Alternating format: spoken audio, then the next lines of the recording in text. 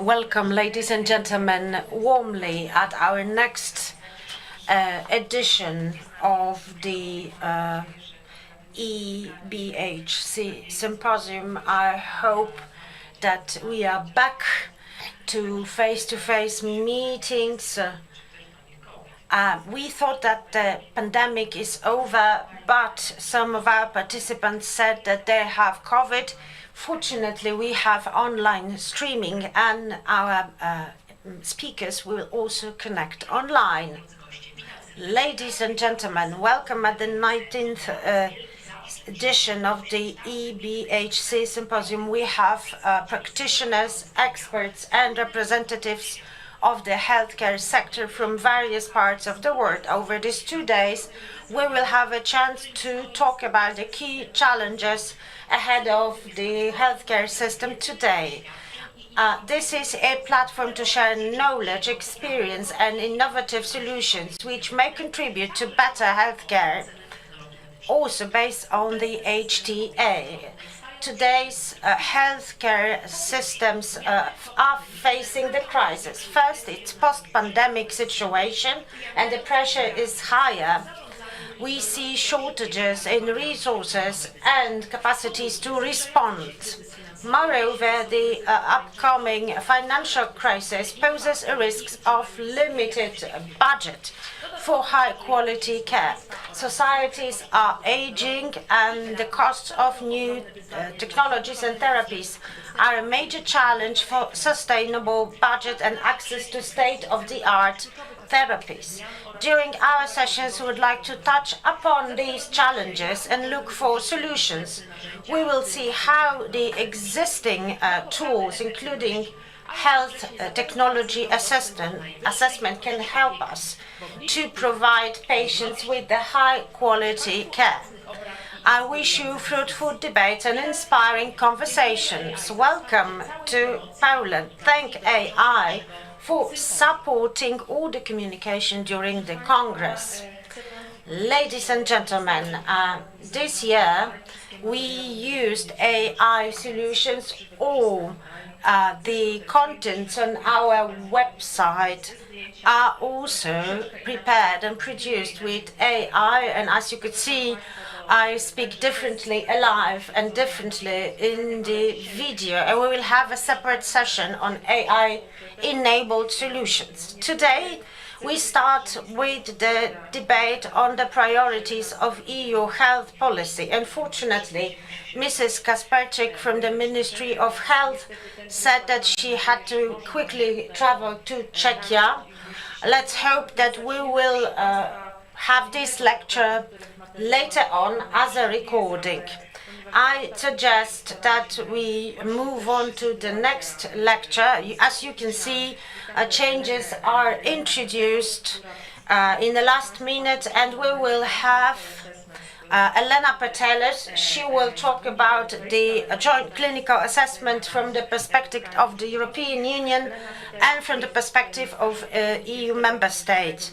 She is a senior fellow at the chair of evidence-based medicine and evidence-informed policy at the University of Crete and at the Maastricht University. She is a member of a number of committees. There are legions. Elena is very active a member of HDI body and other authorities working with HTA and equality and fairness and readiness of the systems and their resilience to crisis in healthcare. Elena, I'll give you the floor. You have the privilege to open our Congress, and thank you for being available and for connecting today. This is just the third part. At 11:30 tomorrow, Elena will join us again to develop some issues she will highlight today. Elena, the floor is yours. Thank you. I hope you can all hear me very well. If yes, please wave vigorously your heads. Yes, thank you, Magda. So first of all, it's an honor and a pleasure to join you today. My sincere apologies, but I recently found myself becoming also a carer. for my mother, and as a cancer patient, this is always a priority. So I could not be with you today. And this start is more to say about perspectives changing and coalescing, and how important it is to broker dialogue not only with our usual speakers in these events, which may be like me, academia or researchers or industry, but also always to include patient perspective and indeed care perspective, because perspective radically changes once your role changes. The focus, first of all, congratulations once again, because the EBHC conference in Poland is one of the more comprehensive globally, and it's always a pleasure to see developments across the board. Also, as a chair for AI and RWE at the HTAI, the International Society for HT, I'm very happy to see more discussion for AI-enabled technologies, and of course to see AI tools used ethically, legally. So there are some very important key developments that are happening at the EU level. I would briefly say that we have to move beyond our comfort zone of HTA or even health economics, because we have the AI Act, the Artificial Intelligence Act, we have the revision of the pharmaceutical legislation, and of course, critically, because access to healthcare is all about data sharing, methodology sharing, knowledge sharing. We are at a point where the European health data space is arriving. So different kind of momentum is gained, and a different way of working and a different speed is required. For those of you, probably most of you know, but very briefly to say, and I will elaborate much more on the joint clinical assessment and a little bit on the joint scientific advice tomorrow, because both are important. Just to briefly say that we are in a situation where we have had for the past 8 years, well, really for the past 12 years, we have been seeing HTA developments through joint actions like UNETA. But for the past 8 years, we have been negotiating and discussing the new legislation, the new regulation on the health technology assessment, which is critical for a centralized approach. And to set the tone of the conference, and also to keep this on the back of our minds, some of you will, I'm sure, remember, others may know or not, but it's important to remember, because it's the result of deliberation, discussion, and exchanges. The first draft that had come out on this regulation was starting with common market perspective. And of course, when we say common market, we also don't mean only facilitating the movement of goods, but also the access to innovative treatments, the timely access to innovative treatments, to those that will be harmed less and benefit the most. Hence, evidence-based approach, which is also my main field and motivation.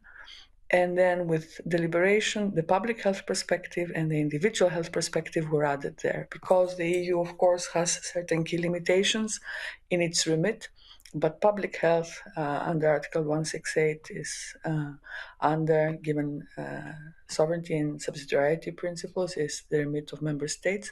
Still, there is space, because for some things, the member states cannot necessarily act alone efficiently and effectively, and they need to come together.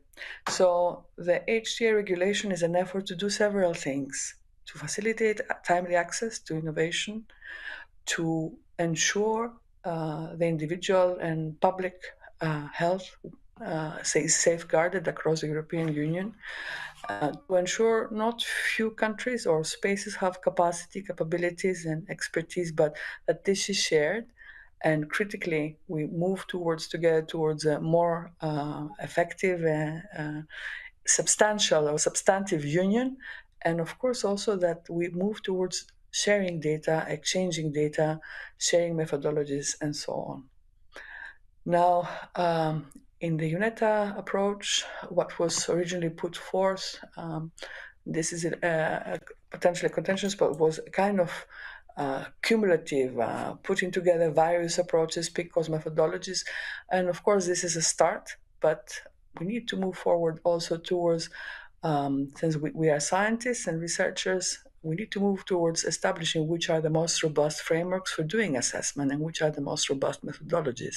And this means not just pulling together standards of care or different PICOS, but really harmonizing our approach so that people benefit. from state-of-the-art methodologies additionally to treatment.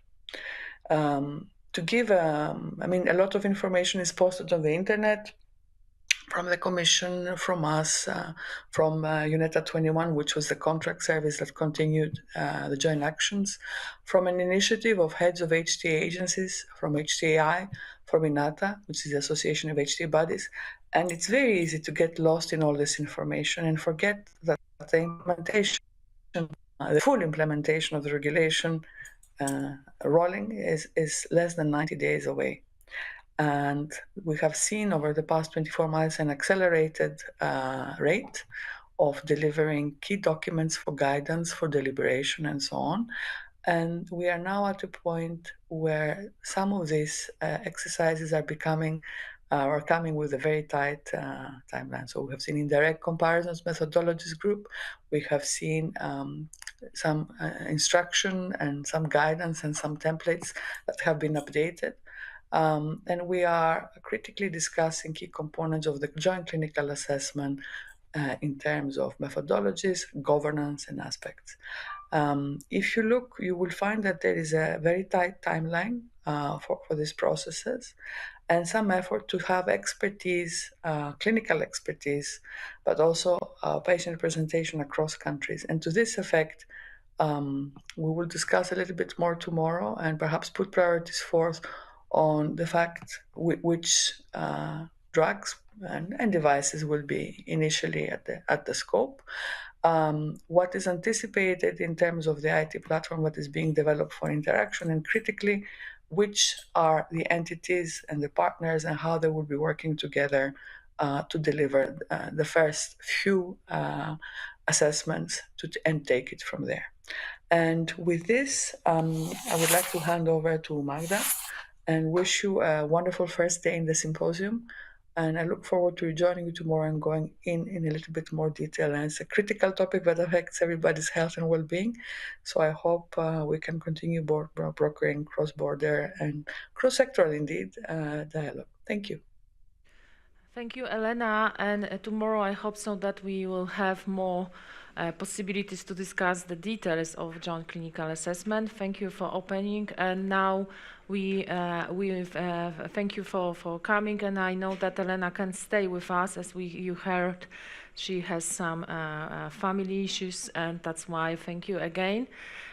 Witam Państwa na kolejnym wykładzie. Mam nadzieję, że Welcome to yet another lecture. I hope we won't have any troubles, but it turns out that another of our speakers was unable to attend last minute. We can see that this situation is quite dynamic. Apparently, Krakow seems to be quite far away for some people.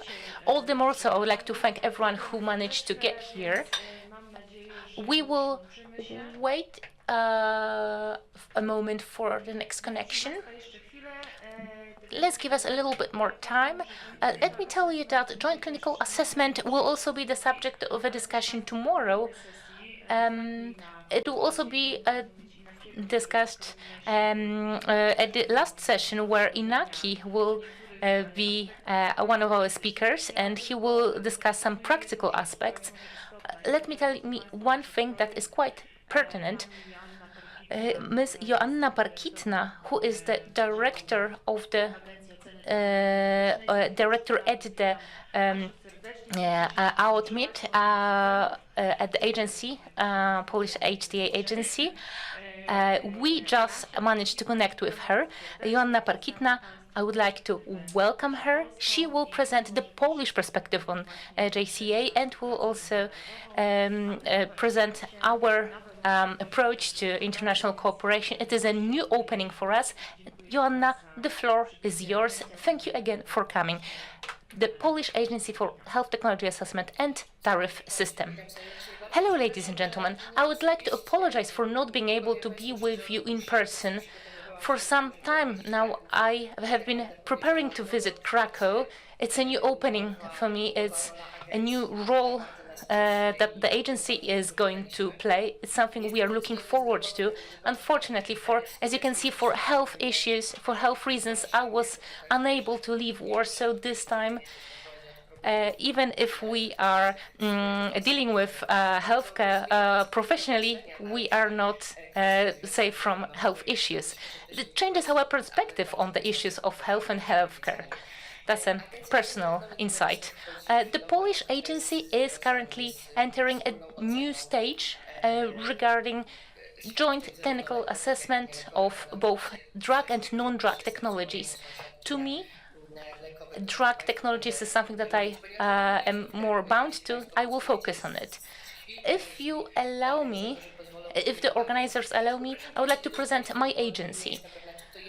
I'm not sure if I can present my slides, or will you be presenting my slides? How is it solved technically? So we will be in charge of presenting your slides. We will open them in a minute now. I'm sorry for this change, but because you are not in the studio, but online, we have to make certain technical adjustments. But yes, we have your slides right now. Perfect. Thank you. In that case, let me present the agency's vision of the situation. If we can move on to the third slide. Ladies and gentlemen, first of all, our agency assists in decision-making of the Ministry of Health. It prepares a stream of important documents which are then analyzed by the Ministry of Health, and I hope that we contribute to improving the efficiency of the Polish healthcare system by handpicking those therapies that are most effective and simply best for the patient and therefore worthy of reimbursement. We also are striving to make sure that our analyses are transparent and as useful, as comprehensive as possible, so that it's actionable, usable advice. And this is our goal, and this is intended to help analyze the market and see how the perspective of technologies, the market of technologies looks from the perspective of the ministry. By having access to a lot of information on the national level, access to data of the National Health Fund, and some unique access to various aspects of the healthcare system, we try to make sure that our tasks are performed as comprehensively as possible. Next slide, please.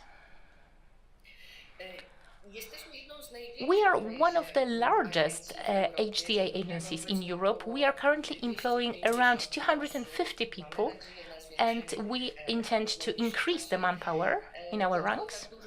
Why so many employees? Because we are tasked with many different objectives, not just a typical HTA. So what is HTA dealing with? Well, the key thing is the assessment of health technologies, including drug and non-drug technologies, tariff setting. This is also quite a time burdensome aspect. My colleague will also be discussing that with regards to assessing health policy programs. And another area is carrying out training courses in various areas.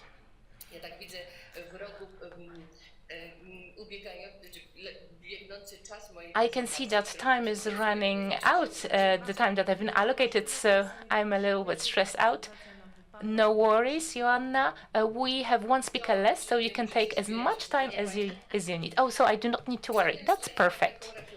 So this slide makes me think, and this causes me to reflect, because I know that we were to focus on joint clinical assessment, but I would like to tell you that on this common European level, we will be using analysis from joint clinical assessment used for verification analysis performed by the Polish agency, but we should be aware that the deliverables that we work out on a European level will have to be used by the agency also to evaluate other services, which will be used as part of a targeted importation, also in the off-label mode, and some other orders that the Minister of Health might impose on us. Sometimes the agency is asked by the ministry to assess a health policy program. So if possible, joint clinical assessment deliverables will be used also for those objectives. This is the intention. And if we do not use them, then we probably will have to provide an explanation why we failed to use them. So in terms of using a joint clinical assessment from the perspective of agency, this is quite an interesting challenge for us. We will probably be welcoming the insight of a lot of experts that are participating here at this conference. We will value your insights, not just because we don't have our own ideas, but you might have some really actionable insight. On this slide, see health technology assessment in the context of healthcare services. There are a lot of articles, legal basis with regard to qualifying new services or reassessing of any services in the guaranteed healthcare services basket. They are more or less specified in the Act on Financing Services from Public Funds.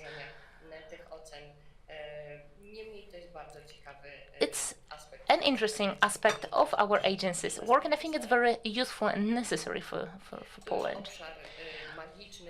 This is tariff setting, quite a magical area for me.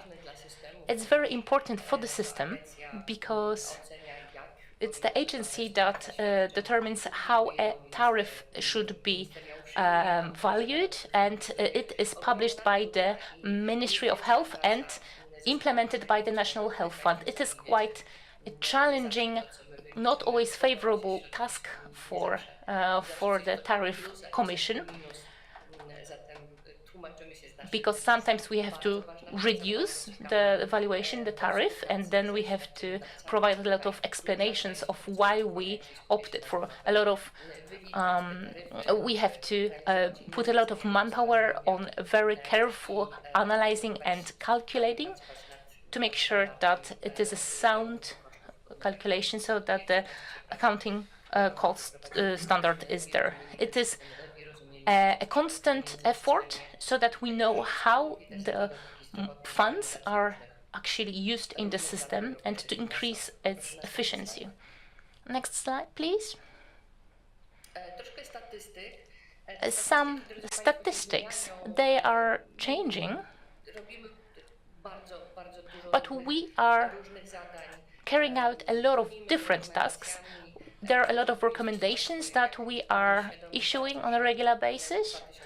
You might know that in 2025, a new announcement of the Minister of Health will be issued, which will expand the decisions of the Minister of Health with regard to reimbursement. So this means a lot of workload for the agency. We issue recommendations, we issue opinions.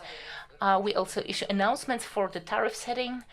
Also, we provide opinions on health policy programs. So in total, 250 people work on that.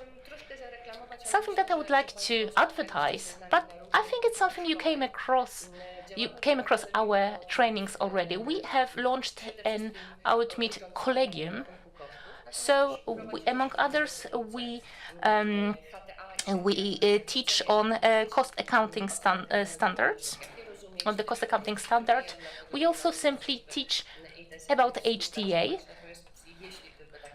If we find the time, we will be happy to invite you to our premises to show you how the work on HTA looks from the perspective of our employees. A bit more advertising still. This year and beginning of 2025, we will be working intensely with local self-governments with regard to trainings to in the creation, in the drafting of health policy programs. I hope we will be able to tell you more about this training series on our website. So, without further ado, I can say that there is even more when it comes to what we do. 250 people need to find a lot of tasks to keep themselves busy. You can find some more information both on our website and on other social media profiles, the ones that you saw on the slide. And now the main topic on which you have been waiting, and something to which I have been preparing for a long time, that is joint clinical assessments, European joint clinical assessments. A few assumptions adopted that are important from the perspective of our agency. First of all, we will have one joint clinical assessment, which is to be adopted by all member states. It will be developed by a European level team. There will be a common policy for assessments. Those assessments will be used in all member states of the European Union. The idea is that at the same time, simultaneously, or nearly simultaneously, this will be carried out. Despite of the fact that there will be a joint clinical assessment, the member states will be responsible for their own individual reimbursement assessments. So this will be done on a national level. A bit more information of key importance. The implementation process is something we have finished, meaning that we have adopted the majority of the provisions that are the legal basis, and starting next year we will be launching the whole efforts. Starting 2028, we will include orphan drugs, and starting January 2030, all drugs will be covered by JCA.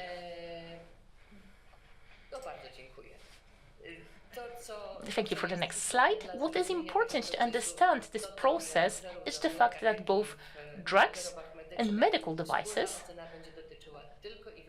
joint clinical assessment will apply only to the clinical part, and the other aspects will be on the national domain. This is both positive and also has some negative aspects, because we'll have to somehow combine all that.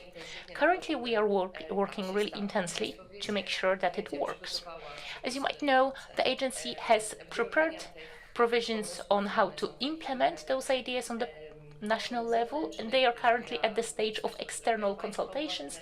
The Ministry of Health is collecting your insight, your remarks on our proposals. We'll see how it works out. Thank you for the next slide. This is something you probably know quite well, but I wanted to refer to the fact that this process will be a lengthy one, and it will be carried out in parallel to the EMA works. In total, it is supposed to take around 300 days, and during that time, we are planning to develop a common European report. And I hope that in the end, when the drug gets the marketing authorization by EMA, it will be available in Poland. What is most challenging to understand here, currently the marketing authorization holder submits an application which is made up of a clinical analysis, economic analysis, and the budget impact analysis. These are all three are really important, and they are spelled out in the Act on Reimbursement as the necessary elements which need to be included in the reimbursement application. That is then transferred to the agency, and that is where we assess it. Starting in 2025, we will have joint clinical assessment. So there will be no clinical assessment, and there will be, in replacement, the EU report, together all the appended documents made available to the agency in the process. As we can see, the clinical analysis will not be made by us, and the marketing authorization holder will only provide us economic analysis and budget impact analysis. But the devil is in the details. There is one element that seems to be important. If we can come back to the chart, have a look. Ladies and gentlemen, economic analysis and budget impact analysis cannot be made apart from clinical analysis. It's in compliance with the methodology. Therefore, these three analyses should be consistent if the joint EU report is based on comparators used in the Polish system, and this is the key difficulty, the choice of comparators at the EU level and at the Polish level. It's a challenge for us and for all those who are working on the joint methodology. Such a report will not be useful for the agency if it's not based on a real-life practice in place in Poland. I do not want to skip the important details, so if you could come back to the chart. So what is the idea of our agency about implementing the process? So once the joint clinical assessment is launched, the agency and the marketing authorization holder will have the knowledge about joint EU comparators, and the market authorization holder will make a decision whether an additional clinical analysis is necessary, considering the specificity of the Polish market and the specificity of indications to be reimbursed in Poland.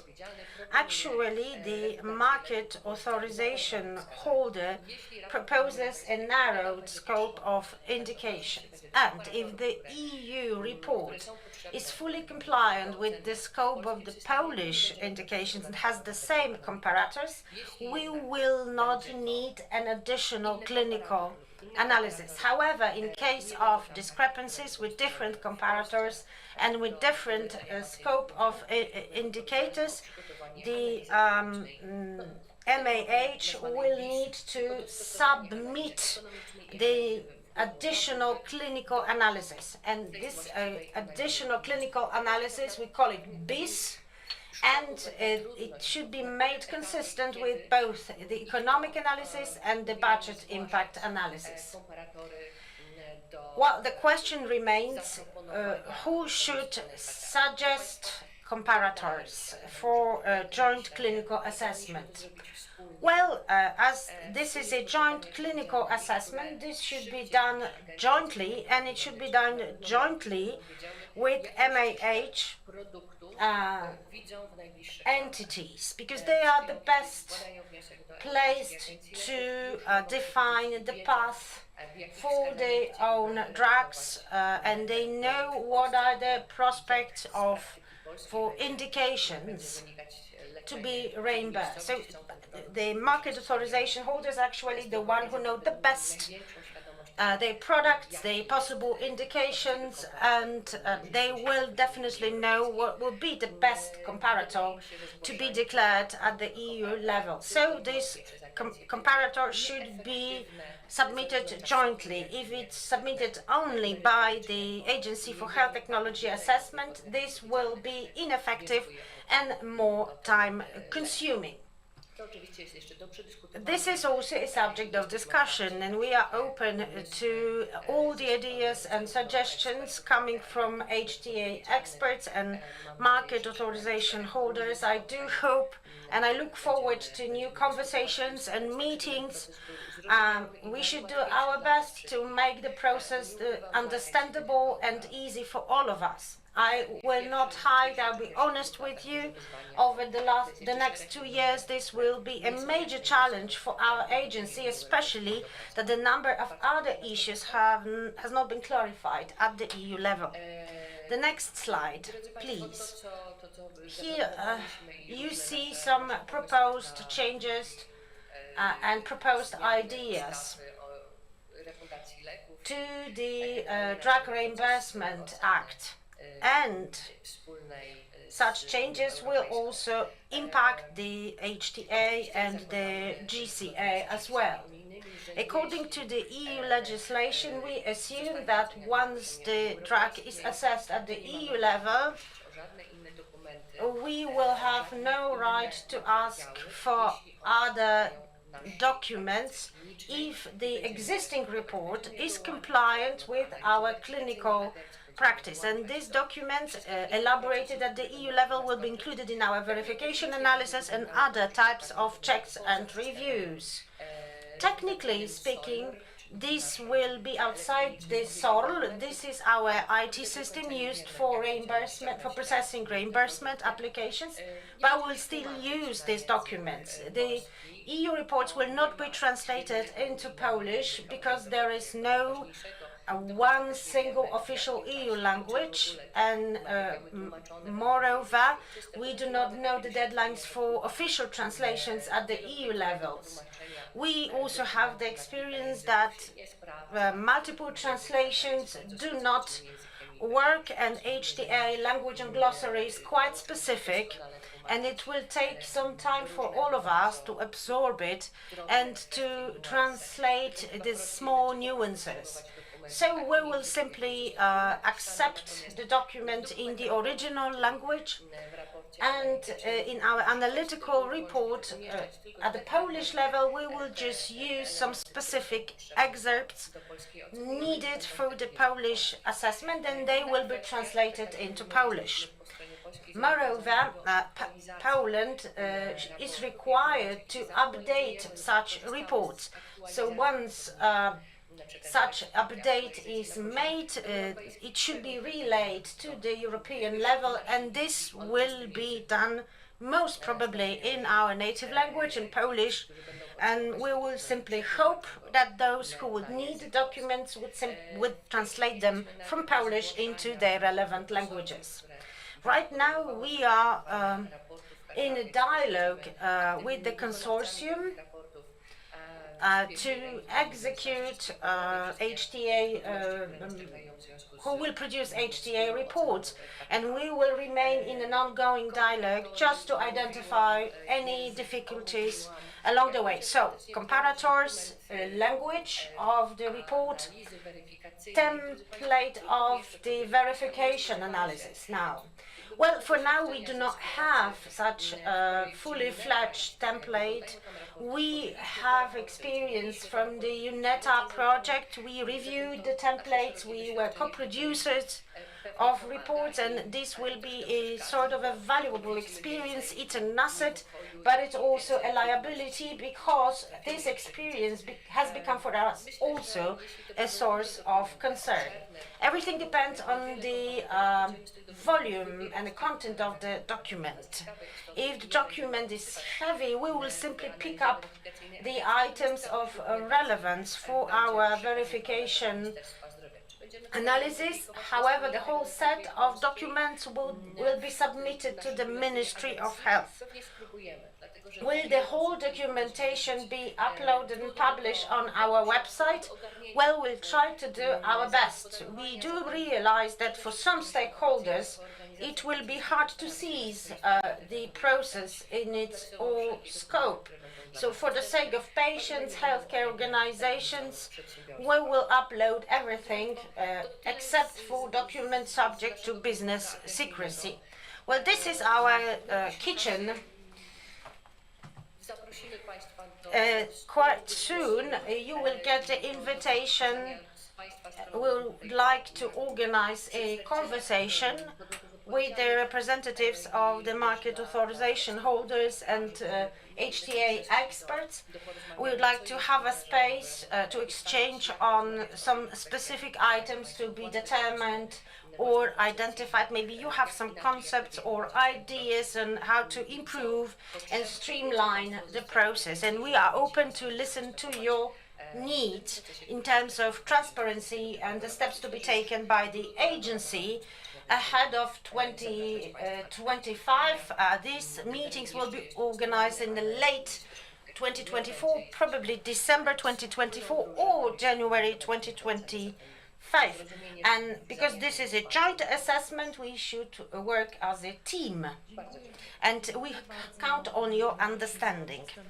Thank you very much, Joasha, for this very insightful presentation. That's the first time that we've been speaking about the details of the implementation of joint clinical assessments.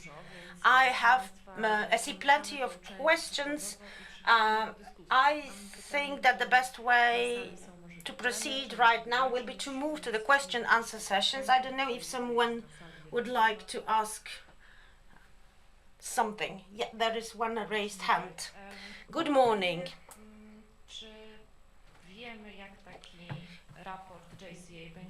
Do we already know the template of the joint clinical assessment report?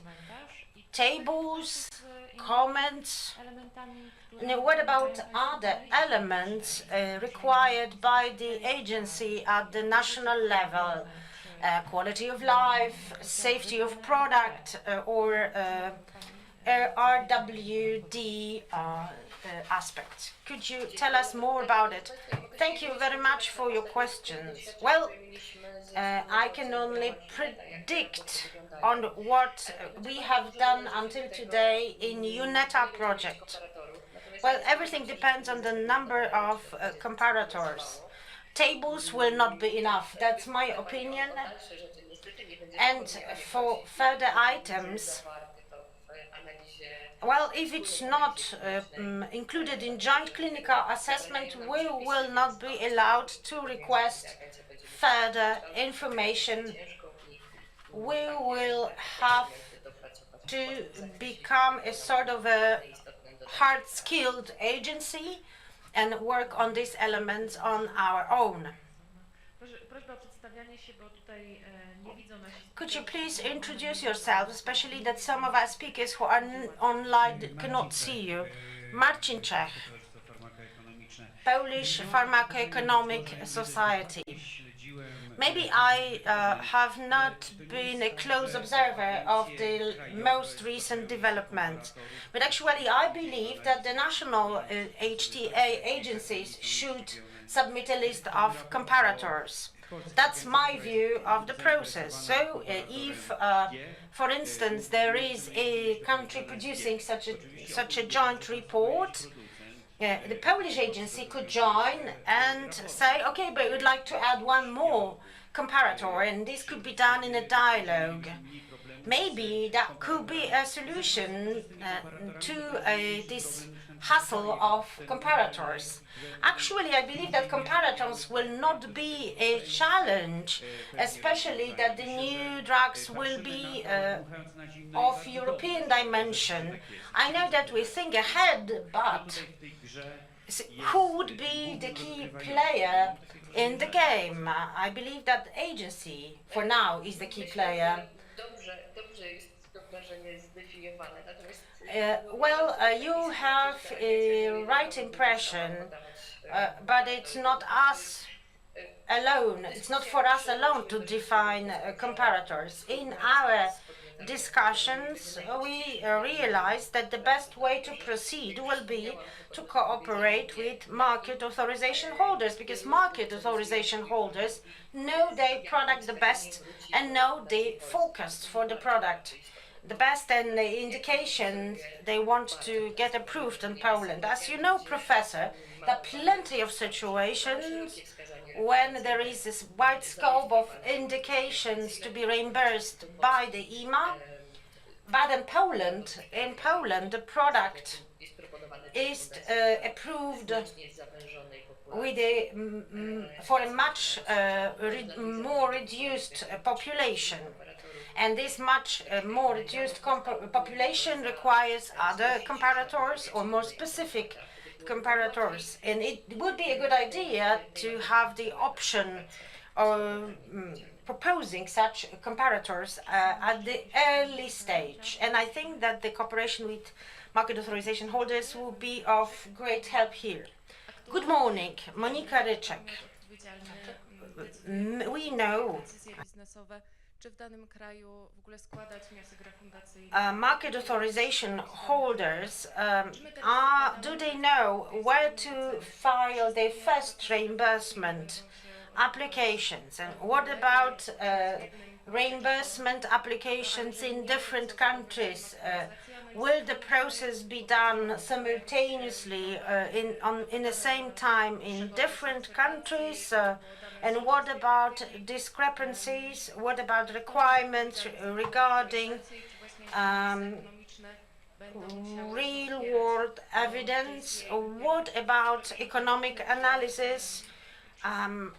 Should they be linked to joint clinical assessment or to other documents? Thank you. Thank you. There are plenty of questions in your question. The agency and the MAH should use reliable data and the most updated data needed to get the reimbursement decision. So following the entry into force of the joint clinical assessment, the market authorization holder will decide on their own when filing their reimbursement application. The joint HTA and this idea came to life because there were some who'd say that it would speed up the process of launching drugs on the European market and help to unify and harmonize joint clinical assessment methodology. But the market authorization holder is not required to file reimbursement applications in all EU member states. It's impossible, and I think it could be a major distortion to the drug policy of specific pharma company. I believe that the situation in this respect will remain unchanged.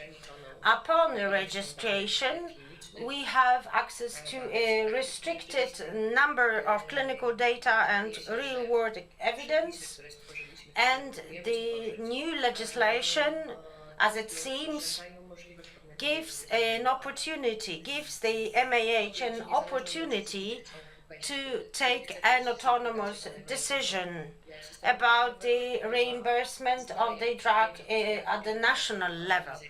And because we will have the joint clinical assessment report, the MAH will know whether they should have an additional clinical assessment with new updates since the first registration of the drug. The MAH will know that whether they should file the BIS clinical analysis and whether there should be some updates to economic analysis or budget impact analysis to make them consistent with the new clinical assessment. If there are no changes after the registration and the joint clinical assessment report still stays as the valid and accurate, there will be only economic analysis and budget impact analysis that will be submitted by the MAH. But it's up to the MAH, and the MAH will decide on the comparators to use in this additional analysis. I don't know if I answered your question, but that's the vision. We say we've got joint clinical assessment report, and after the registration that changes, so the MAH will simply add new elements with an additional BIS clinical assessment to have everything that is required for proper assessment of the drug. We have some more questions from the audience. I wonder if I get to ask my own questions. Michał Zabdelianov from the Jagiellonian University, Collegium Medicum. My question is quite short, but I'm not sure if you will be able to answer it, but I'm curious whether that's possible. Those changes, will they cause a shift in the change of the center of gravity with regard to the Economic Commission and their role in determining reimbursement and similar issues? It's hard to answer this because I'm not sure I understood what the point of the question was. I am a member of the Economic Commission and I'm not sure how its work would be affected. Could you maybe specify a bit more your question? Well, what interests me is the dynamics of the interactions between OutMeet and the Economic Commission. I wonder whether, in your opinion, the new surroundings will change, maybe increase the role of the Economic Commission. And this is not with regard to the change of the scope of tasks and competencies, but what's your feel of the role of specific institutions, specific procedures? My understanding, my feeling is that if some issues have been in a way outsourced to a European level and some tasks have been in a way shifted, so will the role of the Economic Commission change, or is my impression wrong? Well, the preparing of the analysis and the clinical analysis itself, this has been shifted, but not outside of OutMeet, but outside of basically the Polish process.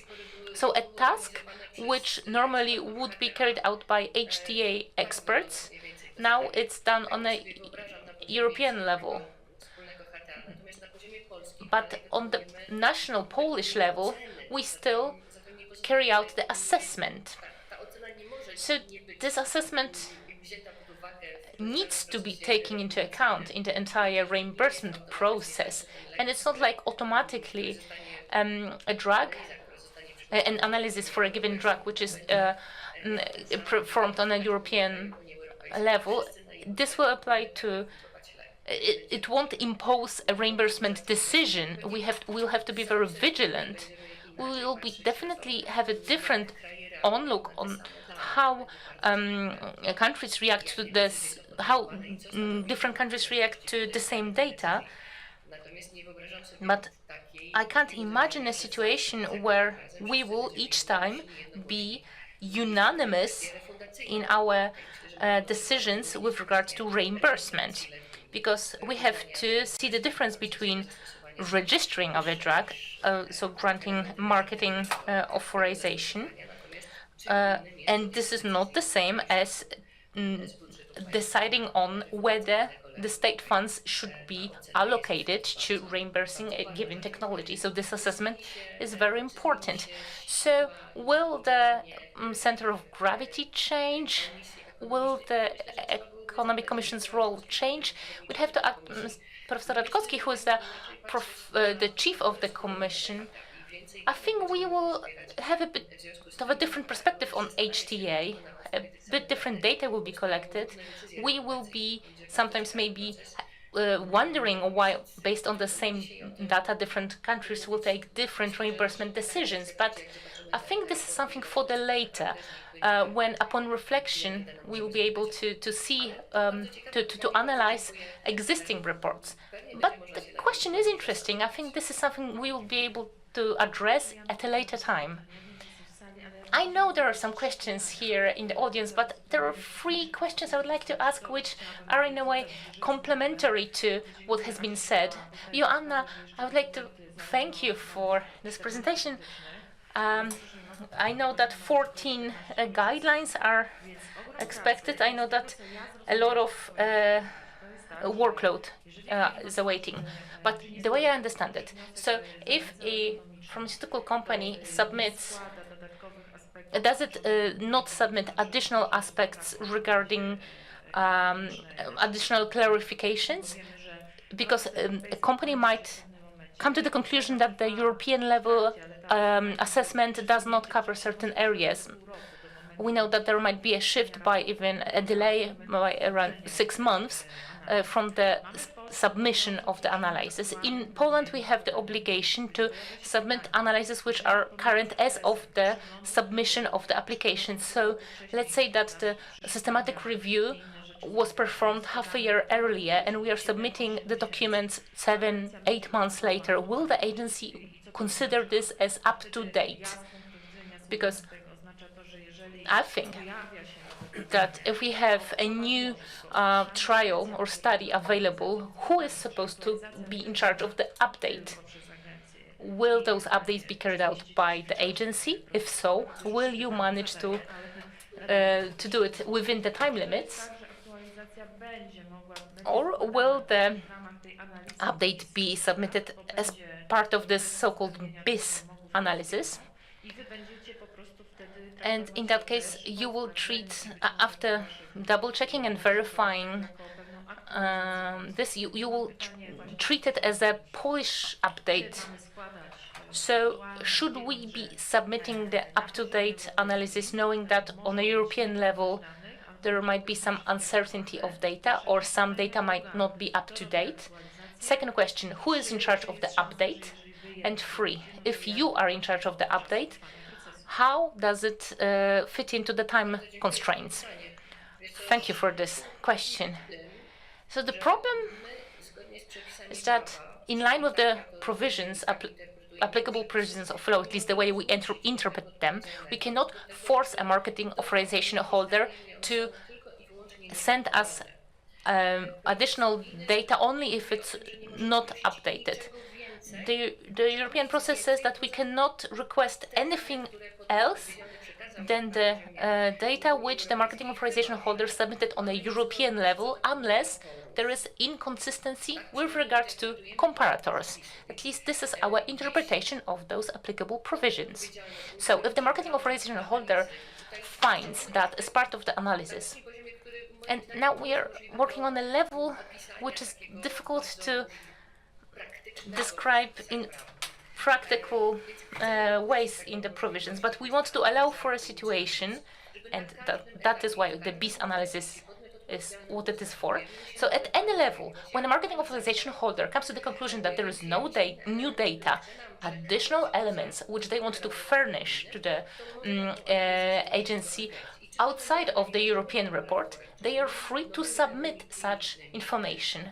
Be it an update or new information, we are accepting all of that and we will be grateful for such additional information. We will be happy to receive it. However, if the Polish process is in line with the comparator chosen for the European process, there is no provision that would allow us to demand something from the marketing authorization holder. So it's always the goodwill, the decision of the marketing authorization holder. So it is not a strict obligation, but we will be welcoming it. So if the marketing authorization holder does not submit the document,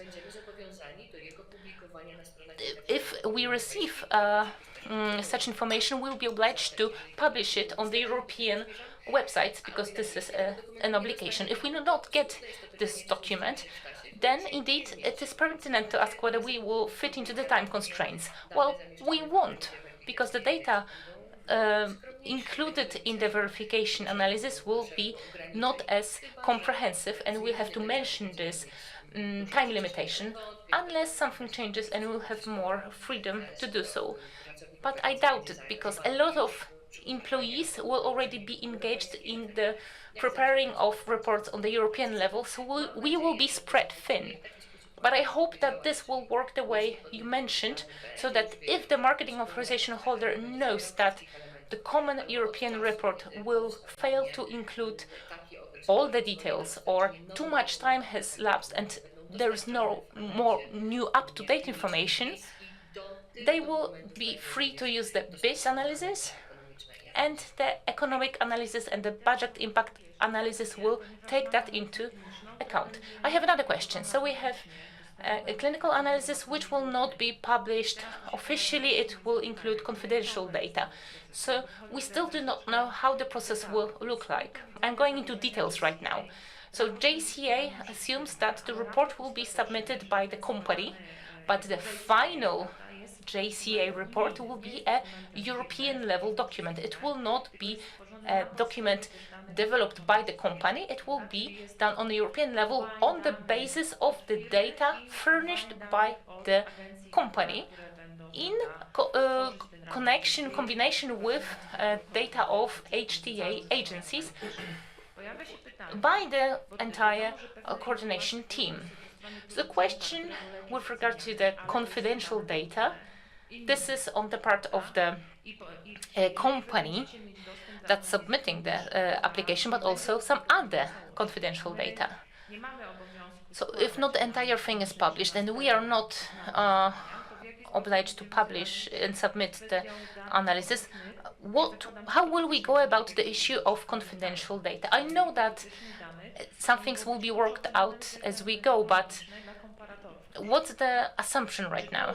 For example, with regard to data regarding comparators, is the idea that there should be some form of cooperation between the company and the agency, or will the economic analysis be submitted as it is and you will be supplementing the analysis?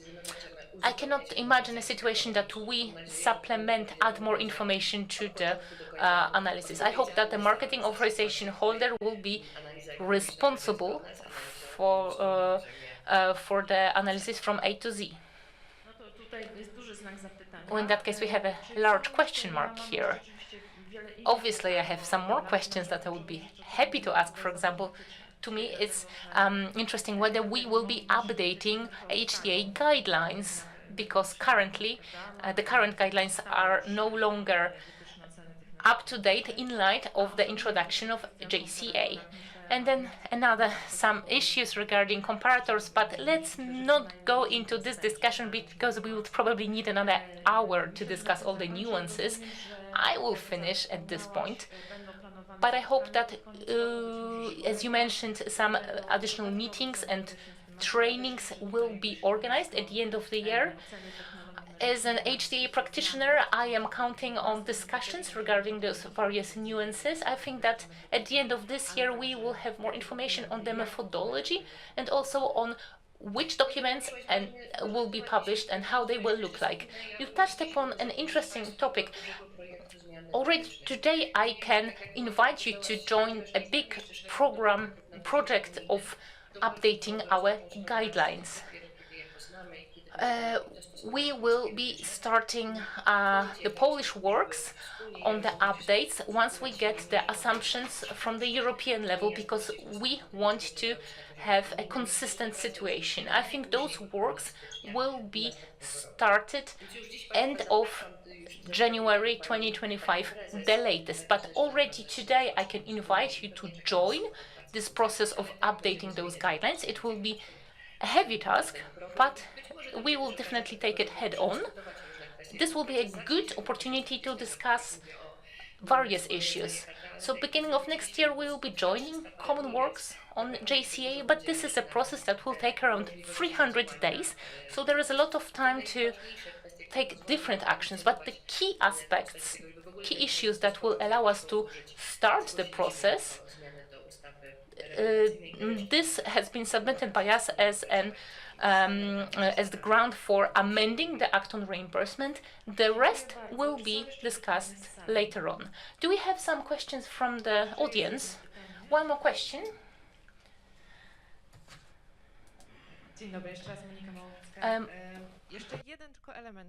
Just one item I probably missed in your presentation, and the HTA dossier. What about the decision-making process and its analysis, the guidelines for clinical practice, the current patient's path, unmet needs? Well, all those criteria Are they going to be discussed in the dossier? Definitely, this is an extremely important piece of documentation because it shows how you see the role and importance of the specific medicine in the existing patient's path. This analysis will be aligned with the Polish reality. The economic analysis and the budget impact analysis should, in a way, be made consistent with JCA report. And this budget impact analysis will be a vital part of the whole HTA dossier, definitely. I mean, for the reimbursement application. I see no further question. I'd suggest that we close our first session. We are going to have a coffee break. Thank you very much, Joanna. We look forward to a fruitful cooperation. JCA seems to be a far away event, but it's quite close.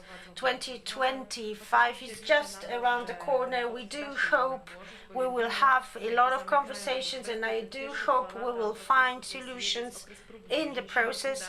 We know that 2 years, 2 first years will be preliminary and pilot years, and after 2 years and the assessment, the European Commission will take the decision whether to uphold JCA or no. Thank you very much. Thank you, Joanna, for joining us. Despite difficulties, let's hope that next time we will see face-to-face, either in Krakow or in Warsaw. Thank you very much. Good conversations and great debates. Thank you.